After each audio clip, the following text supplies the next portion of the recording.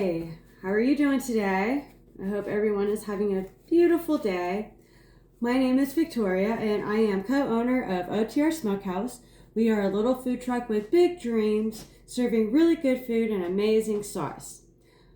Today I thought I would just make something from what I have in the pantry again. And I have limited things, but we're gonna make it work. I am not a cook, so I did a little Googling based on the ingredients that I found in the pantry, and I think what I'm gonna make is gonna be okay. So we'll see how it goes, yeah? So I'm gonna do this in the crock pot, which is off camera, but yeah, so I am gonna do something with some chicken broth. I've got a can of corn, one lonely tomato, Roma tomato. I have a little bit of garlic, a whole onion, rice. So we're gonna throw these things in the crock pot and see how it goes. All right, so my chicken is already cooked and it is currently frozen, which is another reason why I'm just gonna do it in the crock pot, because you know, I could just throw this in there frozen, right? And give it time and it'll be all good. So let's open up the chicken. And I guess I'm gonna put the chicken at the bottom of the crock pot, maybe? That would be good. So this is chicken that my husband and I grilled up, and it's some that we didn't sell, so we just packaged it up for our own convenience whenever we can use it. And we use these food saver bags that are commercial grade. And technically, if I wanted to, I could just put this whole bag of chicken in a pot of water, bring that pot of water up to a boil, and let it go for, I don't know, 15, 20. This guy might take 30 minutes. This 1, 2, 3, 4, 5, 6. 6 little boneless, skinless chicken thighs is what I got here. So if I wanted to cook it up quick, I technically could, but I don't want to. I don't want to. So we're gonna put that chicken right in the crock pot like that, and throw this guy away. So I have this lonely Roma tomato, and I keep forgetting about it being in the pantry. So my knife will cut it. I don't have the best equipment either, but that's okay. We'll make it work. So we'll just dice this guy up a little bit. I don't know how much flavor one tomato is going to give. I have, that was 2 1/4 pounds of chicken. And the recipe I found called for 1 pound of chicken. So yeah, that's all right. It'll just be really, really chickeny. Yeah, this knife kind of sucks. But that's all right. We're getting through it. And I got this nervous thing about, I guess, doing little tunes that aren't anything. They're just noise. I don't know. I get nervous. I don't know if any of you that have been to our food truck have heard me make little sing-songy kind of sounds.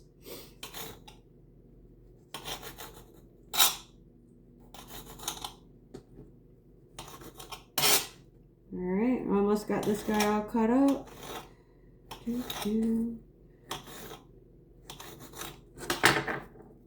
Alright, oh, I actually got my handy dandy little scraper thingy out. Yeah, that'll be cool.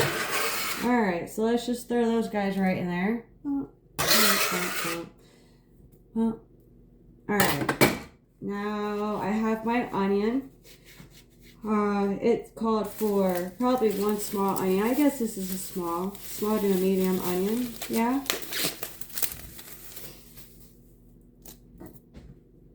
All right, and let's use a big knife.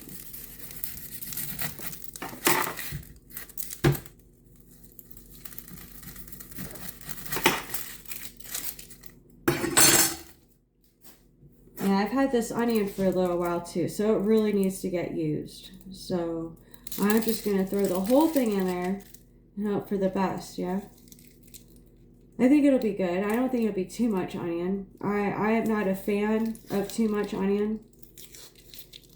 I like onions cooked. I don't really care for them in their raw form. The husband and the youngest, they like their onions raw. They like that crunchiness.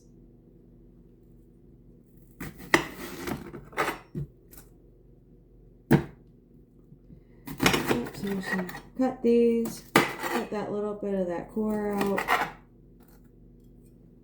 I don't know why. It just seems like the thing to do. I've seen other people do it, I guess, so I figured that's what you're supposed to do. Yep, so we'll just chop these guys up a little bit.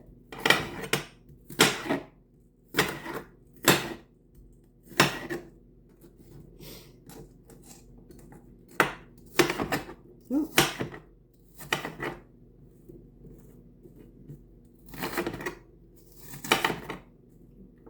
Kind of a self-taught cook per Rachel Ray.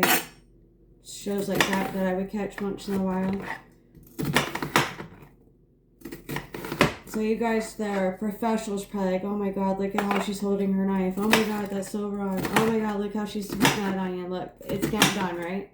That's what matters to me. It's getting cut and it's getting put in the pot. So, when we make our potato soup, the husband's like, you gotta cut the potatoes smaller. I'm like, okay. So I try to cut the potatoes smaller, but... So there we go. And I'm sure this will break up in the pot while it's cooking. So let's just throw that right in there. I missed with the cooker. There we go. Got all those in there. Now I got my garlic. Maybe we'll just chop these guys up. I was thinking about using the grater thingy, but I think it'll probably be easier for me to just give them a little choppy chop, yeah? And from what I understand, I do watch this one guy every once in a while, Ethan Chlebowski. He does the cook well. He was like, did a thing about garlic. So if you chop them up into little bits, like slice them up, it gives a different flavor. If you crush them like this, it gives a different flavor. And then the ways you cook them give off different flavors. You know, it's pretty crazy how food works. So I'm just gonna give these just a little bit of a choppy chop. I do have a little food processor thingy, but I don't know, sometimes it's just fun to like cut things up. If you're having a rough day, you know, you can take out your frustration on a little bit of food and a little choppy chop. I'm not mad or angry. Sometimes I just think it's fun to chop it up. I have my board on the wrong side. Oops. I'm supposed to have it on the smooth side. I got it on the rough side. That's alright. Things are still getting accomplished. I'll just chop this up a little bit more. I got some big pieces and some little pieces. Not uniform at all. When you're wanting to cook in huge amounts though, you really try to get the things uniform so everything cooks nice and even. Alright, so I think that looks good, yeah? Kind of. Alright, we'll throw that in there. Alright, so now I got all of the choppy chop, all that stuff in there. I guess I should have opened my can already, but it's alright. I'm going to do that right now. And I'm debating on putting the juice from this in there, because would that help give it some more corn flavor? Do I need more corn flavor? Should I strain the corn and just use more chicken broth? Oh, decisions. I think I'm going to drain it. I think I'm going to strain it. Last minute thoughts. Let's just strain it and I'll just use chicken stock.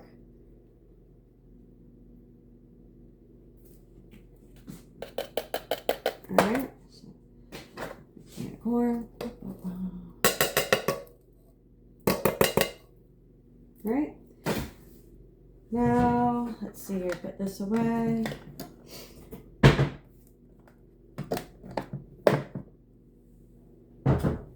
Now let's see here. So this is a ginormous thing of chicken broth. The husband likes to buy these things because, you know, it's more economical, but sometimes we don't use it all. So is it really economical? And this is 3 pounds. 3 pounds. I don't think I need 3 pounds. 1 cup, and there's 6 cups, so I definitely don't need 6 cups. I probably only need a couple cups.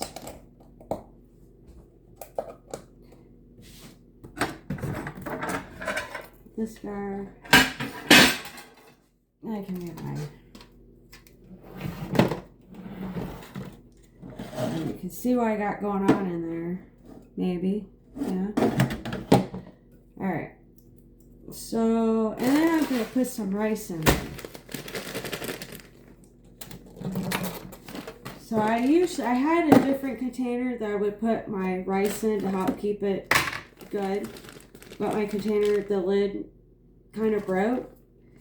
So I was like, oh man, what am I going to use to put my rice in? So I was like, well, this ice cream bucket should work. Yeah, it should hold 5 pounds or 3 pounds or whatever this is.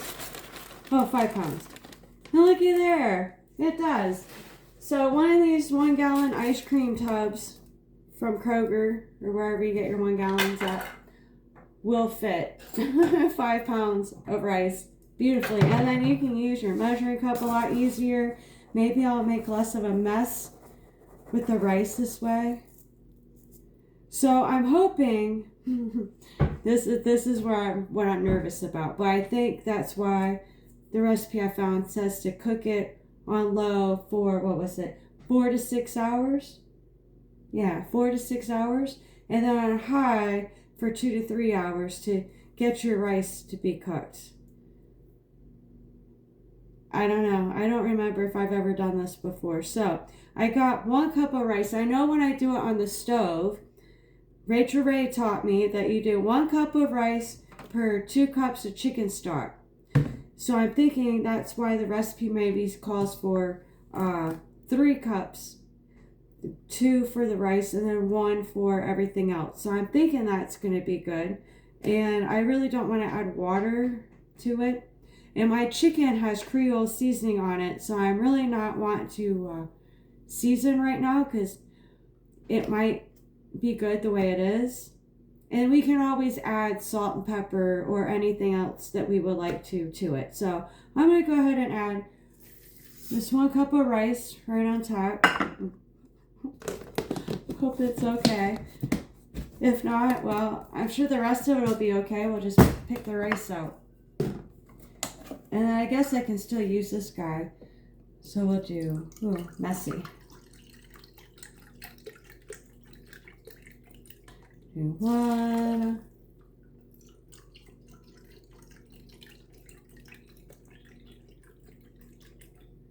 2.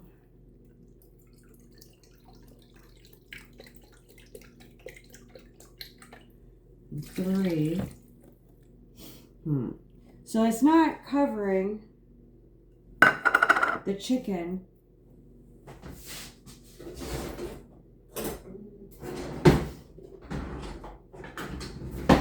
All right. So maybe if I scoot the rice around, you know what? You might just say the heck with it and just use 6 cups. We'll just load it up. Why not? And then I won't have to worry about, oh, what am I going to do with this chicken stock? And everything will be completely submerged. And we'll see what happens. Because now everything's submerged. So now I'm not so worried about the rice not completely cooking. Because now everything's swimming in chicken stock. Yeah, I'll show you.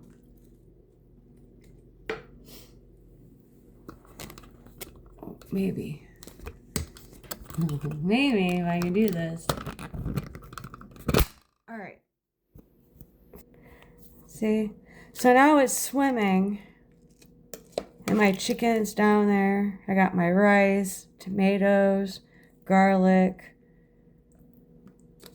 Just things I had in the pantry that I'm hoping that I can just throw together and everything will be okay. Yeah, so we'll give this a shot. We'll see what happens. Ooh, that might be better. Oh, that stupid light. I don't know. Maybe this is better. I'm making it dizzy now. All right, so I'm going to let this cook on low, like it says, for 4 to 6 hours. And then I'm going to put it on high for 2 to 3 hours. And then I'll do another video and attach it to this one maybe. Or maybe I'll just make a part 2. But yeah, so we'll see you later. Bye.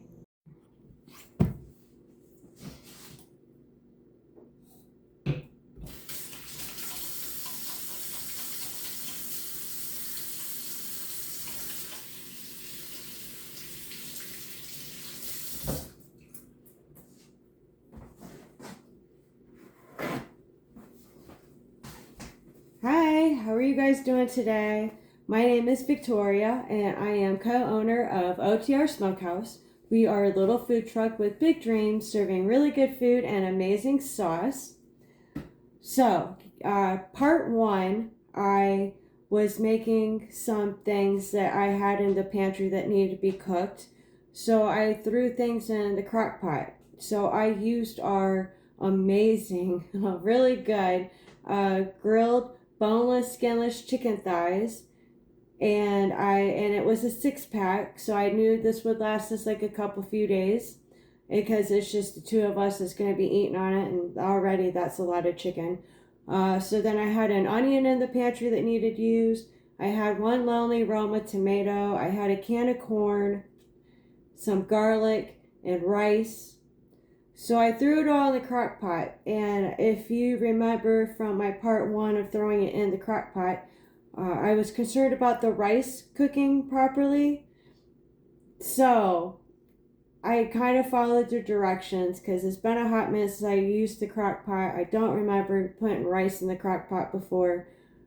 So yeah, I did it on low for 4 hours, then I kicked it up to high, and it was on high for about an hour or so. And technically I should have checked the rice at that 4-hour mark, but I did not.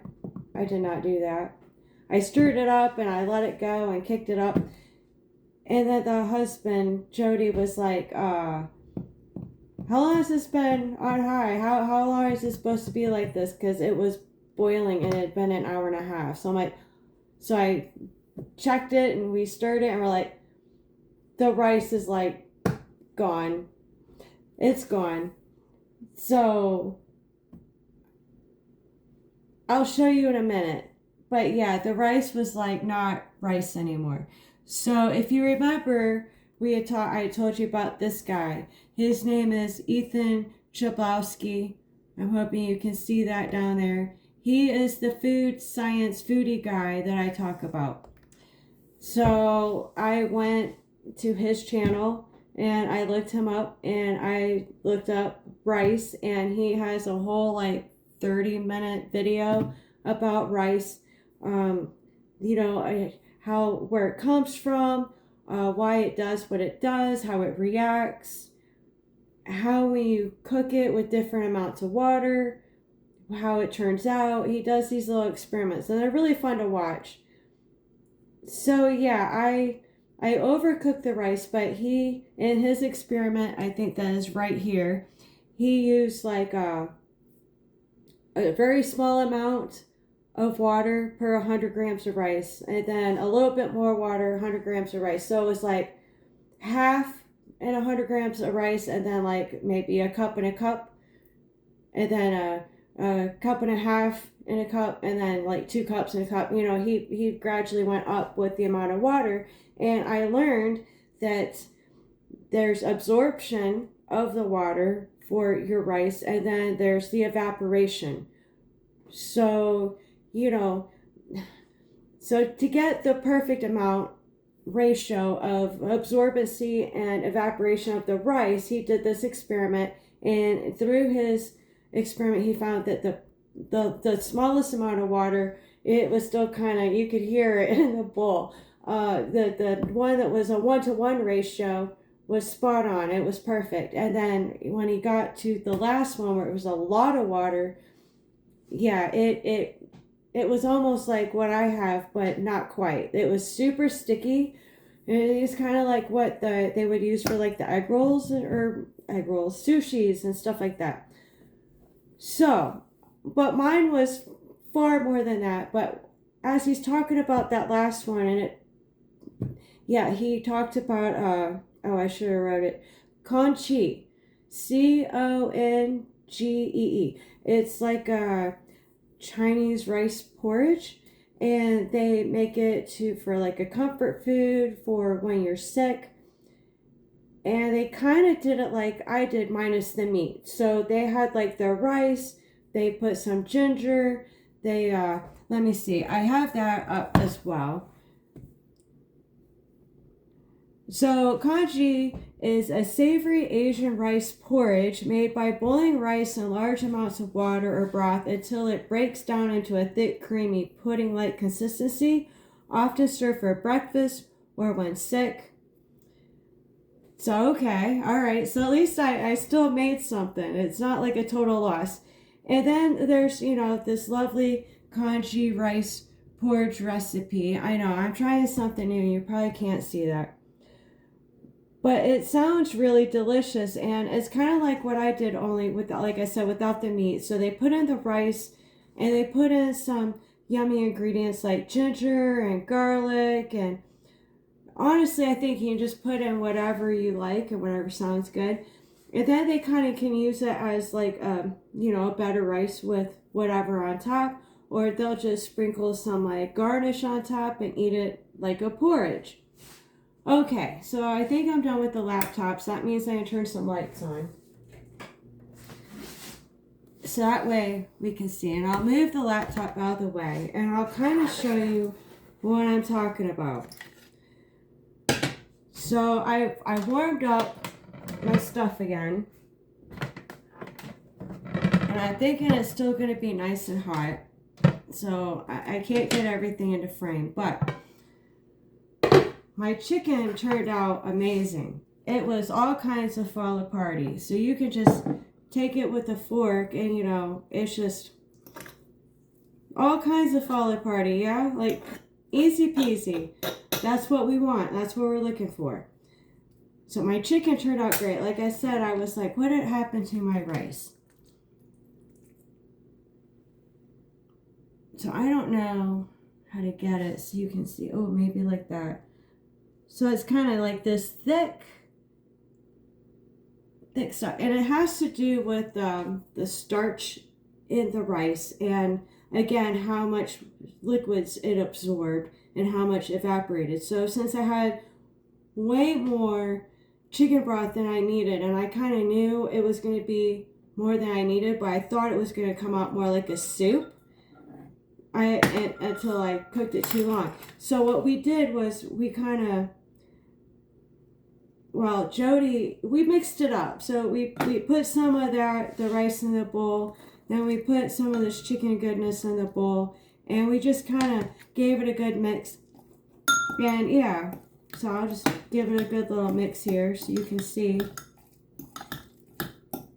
So it's kind of like still like the porridge, but I'm not a big fan of porridge. So, just kind of mix it up like, yeah. See, and it turned out delicious. And we didn't add any salt or pepper or anything like that because the chicken has a Cajun flavor to it already because we use a Cajun seasoning. So I didn't want to add like more salt or pepper because then it might be too salty or too peppery for my taste. But, if you want to give this a try, just, cook it for 4 hours on low and then give it an hour and a half, get it really good at boiling. And then, your rice will become like a pasty kind of a thing. And yeah, just have fun with it. So I messed up, but it still ended up being a thing. And it still turned out really good. So I'm just glad it turned out good so we could eat it and it wasn't a whole waste. Anyway, I hope you enjoyed this little lesson with me.